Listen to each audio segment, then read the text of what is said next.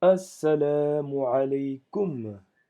Alors, toujours, nous sommes dans l'apprentissage des ablutions. Donc, nous allons voir aujourd'hui la troisième partie des éléments des ablutions, qui sont le fard, la sunna et le fada'il, qui est le troisième élément, qui est tout ce qui est apprécié, tout ce qui est aimé à faire dans les ablutions, qui ne sont pas des fardeaux ni des sunnas, qui ne sont pas obligatoires ni semi-obligatoires, mais qui sont quand même appréciés à les faire. Donc, toute chose appréciée induit des récompenses de la part de Dieu. Il faut le comprendre comme ça. Donc, c'est le fait qu'ils sont au nombre de 7. Donc, c'est le fait de commencer par des bismillah.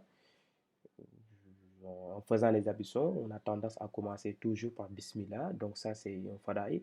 C'est pas obligatoire ni semi-obligatoire. Le fait de se brosser les dents avec l'index, pendant le moment où l'on met euh, avant, je veux dire, avant durant, pendant, avant les ablutions d'ailleurs, le prophète avait dit, sallallahu alayhi wa sallam, s'il ne voulait pas euh, fatiguer sa communauté, enfin la communauté musulmane, il les recommanderait de se brosser les dents avant chaque prière. Mais pour éviter que ça soit un fardeau pour certains, c'est pour cela il n'a pas insisté sur le fait que se brosser les dents soit quelque chose qui soit, on va dire, considéré comme un acte semi-obligatoire.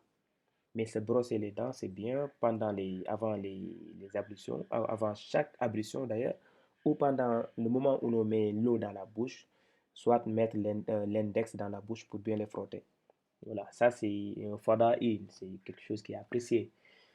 Donc les deux de plus que le farde obligatoire de chaque membre, c'est-à-dire quand je fais mes ablutions, dans chaque lavage, par exemple quand je lave le bras, on a tendance à laver tout 3 fois. Donc, c'est seulement le premier passage du lavage qui est obligatoire. Sinon, les deux autres sont des fadaïl, sont appréciés. Voilà. Commencez depuis le front au moment de faire la tête. Vous savez, le front, il y a des gens qui n'ont pas, je ne sais même pas comment on l'appelle en français, le fait d'avoir les cheveux poussés, hein, presque vraiment au milieu de la tête.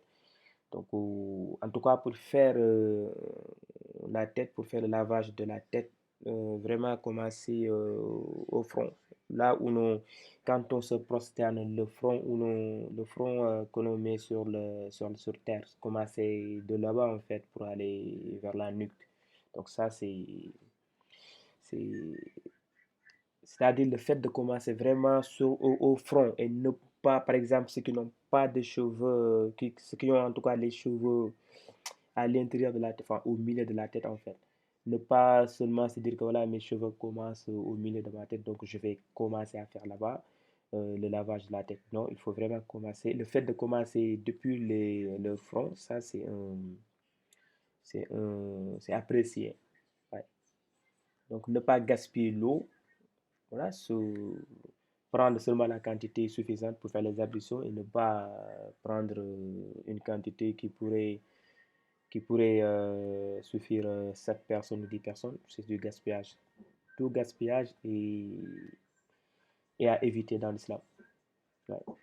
Commencer par le côté droit avant le côté gauche. Tout ce que l'on fait, toutes les orations que l'on fait, que ce soit les ablutions, que ce soit les grands lavages que nous allons voir ultérieurement, on commence toujours le côté droit pour finir par le côté gauche. Voilà.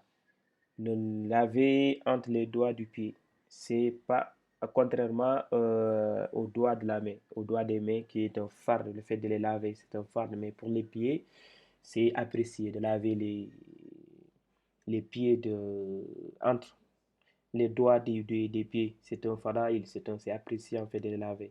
Mais quand c'est les mains, là c'est un farde, c'est obligatoire de laver entre les doigts.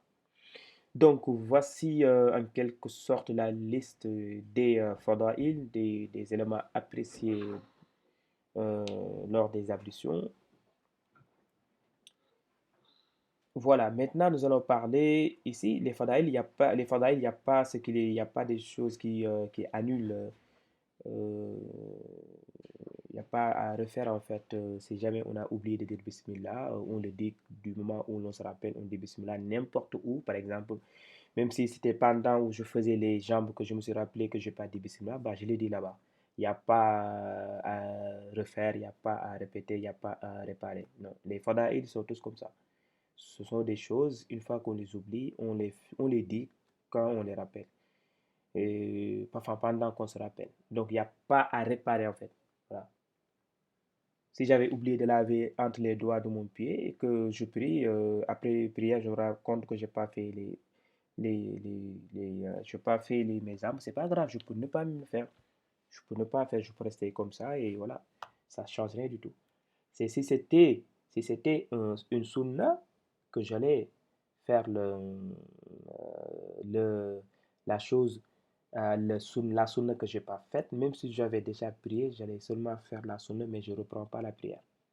Ouais, c'est vraiment en oubliant un acte obligatoire, un fardeau que je le fais.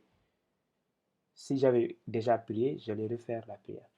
Mais après la sunna, je ne fais pas la prière, ni après les faraïs. Voilà. Nous allons parler maintenant de ce qui annule les ablutions. Ouais. Ou d'ailleurs, nous allons voir ça dans la leçon précédente pour éviter que la vidéo soit longue. Merci.